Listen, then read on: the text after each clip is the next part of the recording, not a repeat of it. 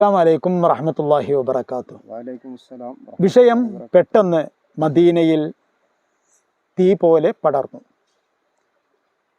വിവരം നബി സല്ലല്ലാഹു അലൈഹി വസല്ലം തങ്ങളുടെ അടുക്കലെത്തി. പ്രധാന സഹാബിമാരുടെയും അടുത്തെത്തി. നബിയും സഹാബിമാരും പെട്ടെന്ന് തന്നെ സൂഖു ബനി ഖൈനുഖായിലേക്ക് ഇറങ്ങുകയും ചെയ്തു. ഹംസ റളിയല്ലാഹു അൻഹു ആണ് മുമ്പിൽ പതാകയും പിടിച്ച് ഉണ്ടായിരുന്നത്. മഹാനായ നബി സല്ലല്ലാഹു അലൈഹി വസല്ലം തങ്ങൾ ബനു ഖൈനുഖായിലേക്ക് എത്തി. നബിയും സൈനിക സഹാബിമാരും വരുന്നു എന്നറിഞ്ഞപ്പോൾ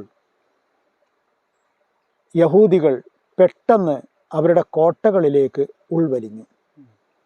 വലിയ കോട്ടയിലാണ് അവർ താമസിച്ചിരുന്നത്. അതുകൊണ്ട് അവരുടെ കോട്ടയുടെ ഉള്ളിൽ അവർ സുരക്ഷിതരാണ് എന്നാണ് അവർ കരുതിയത്. കോട്ടയുടെ ഉള്ളിൽ പറയുന്നത് പോലെ തന്നെ അവർക്ക് ആവശ്യമായ, അല്ലെങ്കിൽ കുറേ ദിവസത്തേക്ക് പിടിച്ചു നിൽക്കാൻ ആവശ്യമായ ഭക്ഷണവും മറ്റു കാര്യങ്ങളുമെല്ലാം അവർ നേരത്തെ തയ്യാറാക്കി വെച്ചിരുന്നു. പക്ഷേ അതൊക്കെ അറിയാമായിരുന്ന മഹാനായ നബി സല്ലല്ലാഹു അലൈഹി വസല്ലം തങ്ങൾ അവർക്കെതിരെ ശക്തമായ ഉപരോധം ഏർപ്പെടുത്തി. അതായത് അവരുടെ കോട്ടയുടെ വാതിലിൻ്റെ മുമ്പിൽ നബിയും സഹാബിമാരും അവിടെ തന്നെ പിന്മാറാതെ, പിന്നോട്ട് പോകാതെ അവിടെ തന്നെ നിന്നു. അതോടുകൂടെ യഹൂദികൾ ശരിക്കും പെട്ടു. മാത്രമല്ല, ഒരു ദിവസം കഴിഞ്ഞ്, 2 ദിവസം കഴിഞ്ഞ്, 4 ദിവസം കഴിഞ്ഞ്, 10 ദിവസം കഴിഞ്ഞപ്പോഴേക്കും മുസ്ലിമീങ്ങൾ പിന്മാറാതെ ധൈര്യപൂർവ്വം നിൽക്കുന്ന കാഴ്ച അവരെ വല്ലാതെ ആശങ്കാകുലരാക്കി. മാത്രമല്ല, അവരുടെ ഉള്ളിലുണ്ടായിരുന്ന, കാരണം അവരുടെ കയ്യിൽ ഒരുപാട് ആയുധങ്ങളുണ്ട്, 600ഓളം മുഖാത്തിലുകൾ, യോദ്ധാക്കൾ തന്നെ അവർക്ക് ഔദ്യോഗികമായി ഉണ്ട്.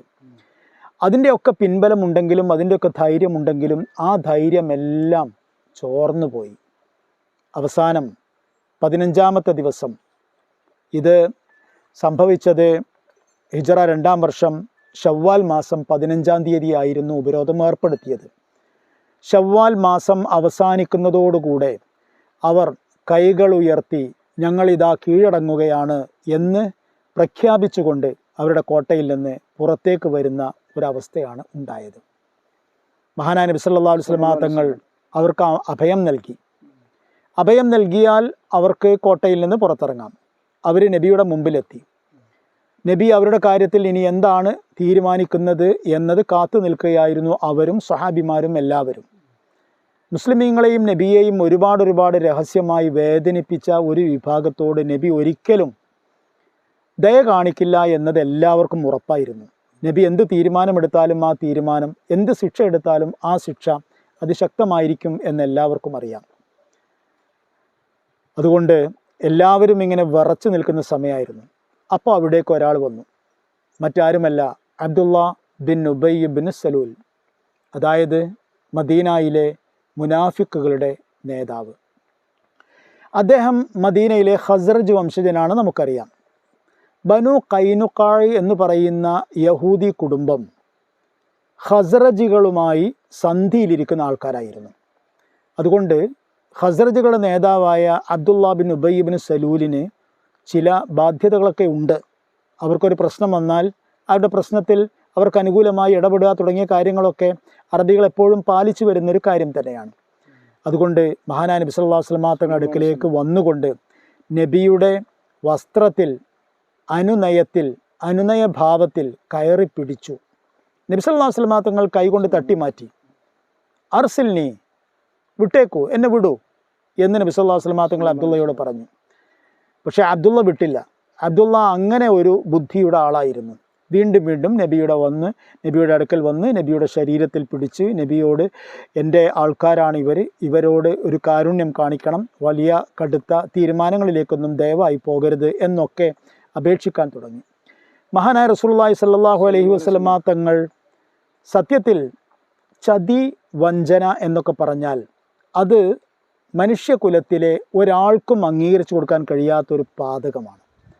അതുകൊണ്ട് ഇവർക്ക് മാപ്പ് അർഹിക്കുന്നില്ല, പ്രത്യേകിച്ചും ഇവരുടെ മനസ്സും മനസാക്ഷിയും ഒക്കെ ഇങ്ങനെ ആയതുകൊണ്ട് പ്രത്യേകിച്ചും. അതുകൊണ്ട് മഹാനായ റസൂലുള്ളാഹി സ്വല്ലല്ലാഹു അലൈഹി വസല്ലം തങ്ങൾ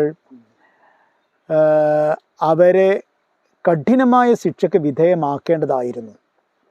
പക്ഷേ ഇതൊരു തുടക്കമാണ്.